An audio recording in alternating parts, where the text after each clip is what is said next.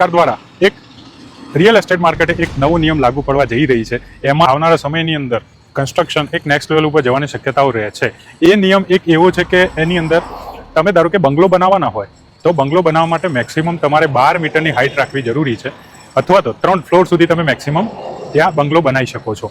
એટલે કે 12 મીટર અથવા તો 3 ફ્લોર સુધીની સુવિધા, એટલે કે મેક્સિમમ હાઇટ તમારી હોવી જોઈએ. જો 12 મીટર અથવા તો 3 ફ્લોરથી ઉપર તમારું કન્સ્ટ્રક્શન હશે તો ક્યાંક ના ક્યાંક તમારે જેમ અપાર્ટમેન્ટ એટલે કે હાઈ રાઇઝ જે બિલ્ડિંગ હોય છે જેની જે પરમિશનો લેવાની હોય છે એવી જ પરમિશનો તમારે બંગલાની અંદર લેવાની શક્યતાઓ રહેશે. એટલે ક્યાંક ના ક્યાંક આ દ્વારા એવું લાગી રહ્યું છે કે ગવર્મેન્ટ એવું નુકસાન કરી રહી નથી, અથવા તો ગવર્મેન્ટ દ્વારા એવો કોઈ પ્લાનિંગ છે ને કે ભાઈ વિકાસ જે અત્યારે થઈ રહ્યો છે ગુજરાતનો એ જ વિકાસ વધુને વધુ અને વ્યવસ્થિત રહે એટલા માટેનું એક આયોજનબદ્ધ એક ગવર્મેન્ટ દ્વારા એક એનાઉન્સ કરવામાં આવ્યું છે.